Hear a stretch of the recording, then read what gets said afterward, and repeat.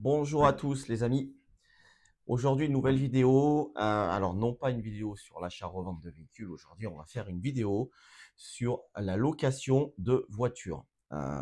Les trois voitures qui se louent le mieux en véhicule de luxe quand vous voulez démarrer votre agence de location. Alors oui, j'ai une agence aussi de location de voitures, de luxe, plus de luxe. C'est très estival, nous, dans le sud. Donc là, on a démarré la saison chez nous.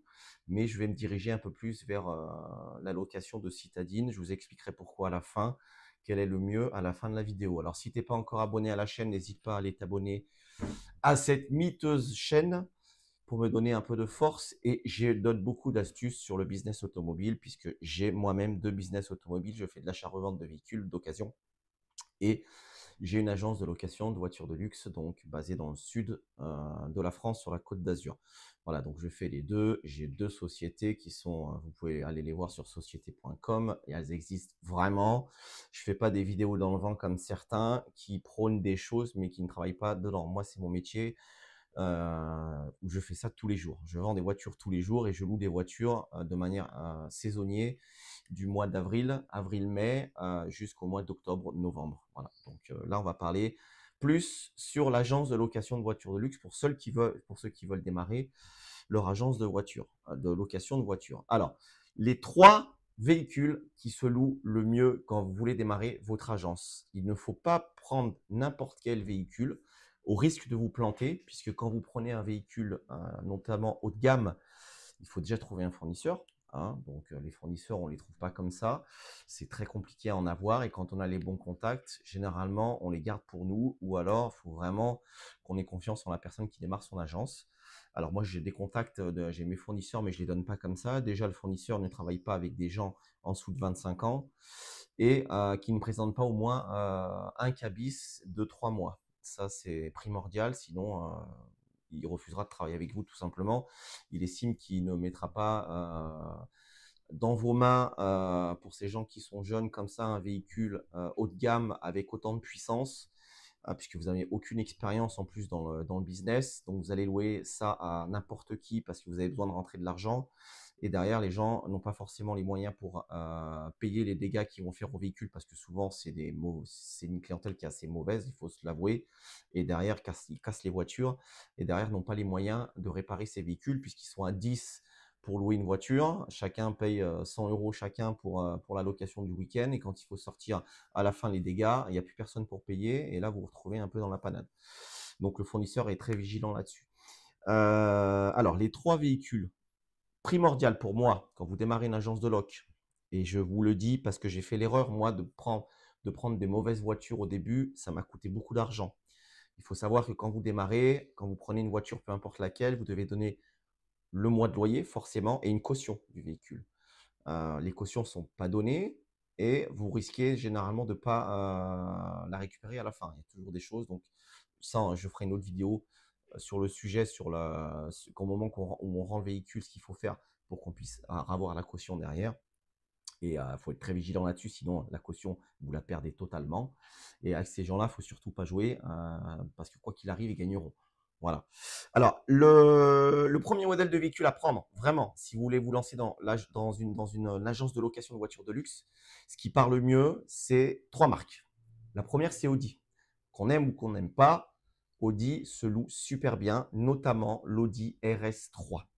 L'Audi RS3, le 5 cylindres turbo est exceptionnel. C'est un véhicule qui est très demandé puisque c'est un véhicule sportif qui marche bien, qui est compact, qui fait un peu kéké. Donc, bon, les gens aiment bien ce véhicule-là, les jeunes aiment bien ce véhicule-là. Moi aussi, je l'aime bien, hein, sincèrement, je ne vous dirai pas le contraire. Moi, je suis fan d'Audi. Alors après, on aime, on n'aime pas. Il y en a qui aiment Mercedes, il y en a qui aiment BM, il y en a qui aiment Audi. On n'est pas là pour débattre sur le sujet. Moi, je vous dis simplement le retour que j'ai via ma société. L'Audi RS3 se loue très, très, très, très bien. Il arrive en top list, hein, en première position des véhicules qui se louent le mieux. C'est le RS3. Alors, le RS3, moi, la ligne extérieure, j'adore la ligne extérieure du RS3. Je suis moins fan de l'intérieur, beaucoup de plastique. Un peu de carbone si on optionne un peu le véhicule, mais bon, c'est des véhicules déjà à plus de 80 000 euros sans option ou très peu d'options. Et si on commence à mettre plein d'options, il y en a pour plus de 100 000 euros du véhicule. Et généralement, les fournisseurs ne mettent pas autant puisque c'est destiné à la loc derrière. Donc, on sait qu'à la loc, les gens font un peu n'importe quoi. Donc, on évite de mettre des options, les jantes en carbone, les inserts en carbone, les trucs, l'aileron en carbone. Généralement, il ne le fait pas. La seule chose qu'il fait, c'est qu'ils sont quand même bien optionnés, mais il y a le toit ouvrant panoramique, des petites choses comme ça, vous voyez. Les sièges sport, pas les sièges, enfin les sièges confort. Les sièges sport, c'est très rare parce que souvent, ils nous esquintent les sièges aussi. Il y a des trous de cigarettes, des trous de shit, des choses comme ça. Alors après, on facture sur la caution, bien sûr, mais voilà, le mal est fait, le siège est troué et pour changer un siège, ça coûte bonbon, hein. Donc voilà, l'Audi RS3 est très très bien pour louer. Alors les tarifs sur ce véhicule-là chez les fournisseurs, c'est généralement, c'est une fourchette que je vous donne, hein, les cautions sont entre 5 et 7 000 euros, entre 5 et 7 000 selon le fournisseur, le véhicule, l'année, le nombre de kilomètres qu'il a, quel fournisseur, c'est en Allemagne, en Belgique, au Luxembourg, en Pologne, en France, peu importe. En France, c'est toujours plus cher, hein. Les véhicules plaqués françaises sont très très chers et c'est même très dur à faire du bénéfice sur ces véhicules-là. Mais c'est faisable. Donc c'est à peu près cet ordre de prix-là, entre 5 et 7 000 euros de caution, et le loyer tourne entre 3 et 3,5 à peu près, entre 3 et 3,5 de loyer TTC par mois sur un Audi RS3. Les derniers Audi RS3, hein, tout simplement, ceux qui sont là, ils viennent de restyler la RS3. Donc, elles ne sont pas encore sorties en loc, mais juste celles d'avant. Voilà, je vous parle sur celle-ci. Donc, si vous voulez démarrer votre agence, ça, c'est le top 1. Si vous avez qu'une voiture à prendre au début, c'est celle-ci. C'est celle-ci. Celle qu'il faut éviter, c'est les A45S de chez Mercedes. Très beau véhicule, hein, j'aime bien aussi, hein. Bon, je ne suis pas fan de Mercedes, mais ça va, elles sont sympas. Mais niveau fiabilité moteur, c'est très compliqué. Beaucoup de turbo en vrac, surtout que les mecs, ils sont sans arrêt à fond dedans. Donc, des véhicules à éviter, c'est la 45 S de chez Mercedes. Pourquoi? Parce que c'est trop fragile. Au niveau des prix, on a le même prix que le RS3, mais ça, c'est pas un véhicule que je recommande, puisque c'est un véhicule qui se loue, oui, certes, mais vous avez tellement de problèmes qu'au final, il passe plus de temps au garagiste que dans les mains du client. Donc, au final, vous perdez de l'argent tous les mois sur ce véhicule-là. Et au moment de le rendre, ça c'est compliqué pour récupérer la caution parce qu'il y a toujours des choses qui ne vont pas.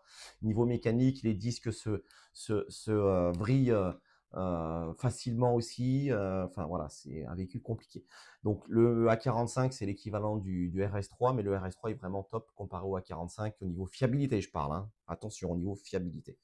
Deuxième véhicule qui pour moi se loue très bien, c'est la Golf 8R. Ça, c'est aussi indéniable, hein, ça se loue super bien. Alors moi, je suis pas très fan, hein, des Volkswagen ou des Golf, hein. Moi, j'ai 45 ans, je suis plus fan de RS3, RS6, BMW aussi, mais voilà, je suis pas très fan de Volkswagen. Ils font des belles voitures, attention, hein, mais bon, je suis pas fan de Volkswagen. Mais en tout cas, pour le business, la Golf 8R se loue très bien. C'est assez fiable, j'ai pas eu trop de problèmes dessus. Des problèmes de boîte, par contre. Les boîtes de vitesse sont assez fragiles, donc il faut faire un peu attention sur ces Golf 8R. Moi, j'avais une ligne Acra aussi dessus. Pas d'origine, hein, parce qu'il y a des Golf 8R déjà avec des lignes Acra, mais moi, j'avais encore une autre ligne Acra dessus que le fournisseur avait mis. Et il faisait vraiment un superbe bruit. Alors, souvent, les clients aiment bien ça aussi, mais ils en abusent et c'est pour ça que les boîtes pètent, parce qu'ils aiment bien péter les rapports pour que ça fasse pam pam. Vous savez, les petits pop bang là quand on en rétrograde ou quand on lâche un peu l'embrayage. Et donc, ils n'aiment pas ça. Ou l'accélérateur, je veux dire, donc ils n'aiment pas. Mais en tout cas, c'est un véhicule qui se loue bien. Au niveau des tarifs, sur un Golf 8R, chez les fournisseurs, on est entre 2005 et 2007 de loyer, 2005-2008 plus de loyer TTC. Et sur la caution, on est à peu près aussi sur allez, entre 3 et 5 000 euros de caution. On est plus sur les 5, hein, 5 000 euros de caution chez les fournisseurs étrangers. Bien sûr qu'en France, c'est très rare qu'on ait des plaques françaises. On en a, hein, mais comme je vous dis, c'est pas le même prix. Sur les loyers d'un Golf 8R plaque française, on est plus sur les 3,2 en termes de loyer. Et sur un RS3 plaque française, on va être plus sur 3,7, 3,8 de loyer. Hein. Donc ça, plaque française, c'est beaucoup plus cher. Il y a beaucoup plus de taxes, etc. Donc les fournisseurs sont obligés de facturer plus cher, hein. Il y a la TVA, il y a tout ça dessus. Donc c'est un peu compliqué. Les plaques françaises, mais ça se loue bien. Après, sincèrement, j'ai des plaques françaises, j'ai des plaques allemandes, j'ai des plaques polonaises, des plaques belges. Tout se loue. Tout se loue. Sincèrement, et les clients s'en branlent, que ce soit une plaque française, plaque Pologne, plaque allemande, plaque. Ils s'en branlent, sincèrement, ils s'en branlent. La voiture leur plaît, c'est beau, ils veulent se kiffer un week-end, ils la louent. Basta. Le truc des plaques, ah ouais, non, les plaques allemandes, ah, les plaques polonaises, non, c'est des conneries. C'est des conneries. Ça fait quelques années que je fais de la loc, c'est des conneries. Même pour vous dire, ce que j'ai loué le plus et ce où j'ai gagné le plus d'argent, parce que les loyers sont plus faibles, c'est les plaques polonaises. Hein, voilà, ils ne se font pas plus arrêter que les autres, ça c'est des conneries aussi, parce que le keuf, il voit des petits jeunes dans une voiture, peu importe la plaque, ils l'arrêtent. Donc ça n'a rien à voir avec la plaque, on dirait c'est une polonaise, non, ça n'a rien à voir.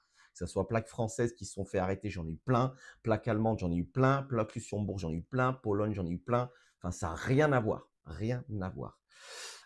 Donc la deuxième, la Golf 8R, la troisième, le troisième véhicule qui se loue, vraiment super bien aussi. Moi, j'aime bien, c'est la BMW M2 qui s'est louée super bien. Alors, en fait, ils arrivent sur un pied d'égalité entre le RSQ3 et le M2. Moi, j'avais un M2, il s'est super bien loué et le RSQ3 également. Pour moi, ils arrivent tous les deux en troisième position. Donc, c'est le top 3, mais au final, il y en a 4. Il y a le RSQ3 qui se loue bien. Le RSQ3, c'est ni plus ni moins qu'un RS3 plus haut et un peu plus long. C'est le même moteur que le RS3, hein, c'est exactement la même chose. Et pour les gens qui veulent faire des mariages, qui veulent simplement kiffer un petit peu avec un petit SUV sympa ou partir quelques jours en vacances dans une belle voiture, ils ont de la place. Le RSQ3 se loue vraiment bien, c'est à peu près les mêmes tarifs en termes de loyer et de caution qu'un RS3. Hein, on est sur les mêmes tarifs, c'est à peu près la même chose, même la caution. Et ça se loue vraiment très bien, très très bien. Le M2 aussi. Alors le M2, se loue bien, hein, mais par contre, il faut faire attention quand vous louez ce type de véhicule puisque c'est une propulsion, c'est pas une 4 roues motrices. Donc il faut faire très vigilant. Nous, on en a eu 3, on en a 2 qui ont fini en RSV épave. Il y en a une qui a tenu jusqu'au bout sans problème, heureusement, mais il faut choisir ses clients aussi. Ça, je ferai une vidéo là-dessus. C'est bien beau de rentrer des voitures et louer à tout et n'importe qui, mais derrière, vous allez perdre votre argent. Vous ne pourrez plus payer le fournisseur et le fournisseur, il rigole pas. Hein. C'est pas, on loue pas à Pierre-Paul Jacques là. Hein. Les fournisseurs, c'est pas ces gens-là. Hein. C'est souvent des gens euh, hautement placés dans des domaines illégaux. Donc, croyez-moi qu'ils récupéreront leur argent quoi qu'il arrive. Si vous pouvez pas payer votre RSV parce que votre client ne lui a pas l'oseille pour vous payer vous serez obligé de lui payer. Hein. Croyez-moi, il va venir vous chercher, il fera tout ce qu'il faut pour venir vous chercher. Hein. Donc, vous donner des noms de fournisseurs, c'est bien, mais si derrière vous n'avez pas l'oseille pour payer s'il arrive un problème, croyez-moi qu'il sait venir vous chercher et vous avez intérêt de payer, sinon ça risque d'aller mal. Hein. Voilà le top 3 des véhicules hein, pour louer sur le véhicule de luxe. Alors, je reviens sur la transition. Moi, je suis en train de passer plus sur de la citadine. Pourquoi? Parce que le véhicule de luxe comme ça attire de mauvais clients, malheureusement. Pas tous, hein, mais principalement. Alors ça se loue bien, hein, mais derrière, il y a beaucoup de problèmes mécaniques, des problèmes d'accrochage de carrosserie, parce que bah, ils font n'importe quoi avec au final. Hein, ils sont très jeunes, ils mentent sur les permis de conduire, ils mentent sur plein de choses, et quand ils viennent récupérer les voitures, moi ça m'est déjà arrivé de refuser des locations, hein, parce qu'au final ils m'ont menti sur leur âge. Le mec avait 19 ans, voilà, moi je loue pas des véhicules à des gens qui ont 19 ans, c'est hors de question. Je mets un âge minimum. Derrière, après, il n'y a plus d'oseille quand il y a un problème avec le véhicule. Moi, j'ai eu des RSV, il n'y avait plus de problème, il n'y avait plus personne pour payer les RSV derrière. C'était à Bibi de payer le RSV au fournisseur et moi, j'avais que dalle. J'ai perdu que de l'argent au final. Donc, je vais Alors, c'est pas pour vous décourager sur le véhicule de luxe, hein, attention, hein, ça dépend où vous habitez. Si vous faites les choses correctement et vous choisissez correctement vos clients, ça marche bien. Hein. Mais il faut bien choisir ses clients. Il ne faut pas dire oui à tout le monde. C'est pour ça qu'il faut avoir de la trésor d'avance et de pas être pris à la gorge. Il faut que je loue, il faut que je loue, parce que sinon je peux pas payer le loyer et je suis mort. Si vous y allez comme ça, vous allez louer à tout et n'importe qui, et c'est comme ça que vous allez avoir un RSV. Et derrière, ça va être encore pire que d'avoir loué la voiture. Voilà. Donc moi, je vais aller un peu plus sur de la citadine, parce que de la citadine, ça se loue vraiment même au mois. Vous êtes tranquille, il y a moins de pépins, il y a moins de conneries. Les gens sont juste là pour prendre une voiture pour aller d'un point A à un point B. Ils sont pas là pour faire les fous. Avec un véhicule sportif, ils sont là vraiment pour taper dedans, pour regarder comment ça marche, faire les kékés en bord de mer ou sur Paname, pour montrer aux nanas, vous avez vu, j'ai de l'oseille, j'ai une grosse caisse, et puis ils font hurler le moteur. Une citadine, ils font pas ça. Donc une citadine, c'est plus calme. Si on va faire les courses, on part en week-end, on va faire se balader un peu. Voilà, c'est pour ça. Et on gagne. Et les marches sont plus grosses sur la citadine aussi. Elles sont beaucoup plus importantes. Voilà. Et tout le monde peut louer des citadines, contrairement aux véhicules de luxe. sportif haut de gamme où c'est plus compliqué. Il faut sortir déjà les cautions qui vont entre 5 et 10 000 euros, voire plus selon les véhicules. Qu'une citadine, généralement, les cautions tournent autour de 1 500, 2 000. C'est plus facile à sortir que 5, 10, 15 ou 20 000 pour des Lamborghini, Ferrari, etc. Voilà. Voilà les 3 voitures que je vous demande de prendre si vous voulez ouvrir une agence de loc. Sinon, vous allez vous planter. Juste pour vous donner une anecdote, moi, j'ai voulu prendre une Porsche sans avoir de client dès le début. 7 000 euros de loyer, 10 000 euros de caution, c'est une 992, les toutes dernières. Et au final, je ne l'ai quasiment pas loué. Quand j'ai rendu le véhicule, c'est des contrats de 6 mois. J'ai rendu le véhicule au bout de 6 mois. Quand j'ai fait les plus, les moins, et ben, je suis arrivé en moins. J'avais perdu 30 000 euros sur ce véhicule-là. Ça fait énormément d'argent. Donc, c'est pour ça que je n'aurais pas pris ce véhicule-là. J'aurais encore 30 000 euros de trésor sur mon compte pro. Et j'aurais peut-être pu prendre une autre RS3 qui avait bien fonctionné ou un RS6 aussi. J'avais ça, ça marchait bien. Voilà, c'est pour ça qu'il ne faut pas vous tromper sur les véhicules à prendre pour vos clients. Voilà, donc n'hésitez pas à liker cette vidéo si elle vous a plu, les amis. Partagez ma vidéo pour ceux qui veulent, qui connaissent du monde, qui veulent ouvrir leur agence de location de voitures de luxe. Et si tu veux un coup de main pour aider à ouvrir ton agence, j'ai mis en place un e-book. C'est toute l'expérience que j'ai accumulée avec mes deux sociétés, que j'ai encore forcément, où j'ai tout mis sur un e-book sur comment démarrer la boîte, les contacts assurance, etc. Enfin, tout ce qu'il faut pour pouvoir lancer ton agence de location. Et si tu veux aussi un accompagnement et un coaching, surtout un accompagnement plus qu'un coaching, où je t'aide pendant 6 mois à la création de ton entreprise, tes premiers clients, ton marketing, tes premiers problèmes, etc., je serai là pour t'aider. Voilà. Et ça, donc, tu vas dans ma bio, tu cliques sur le lien et tu suis les étapes et tu peux recevoir l'e-book directement. Et si tu veux un coaching, enfin un accompagnement, tu m'envoies un mail et je te dirai comment ça se passe. Voilà, sur ce, je vous souhaite de passer une très bonne journée et je vous dis à très bientôt.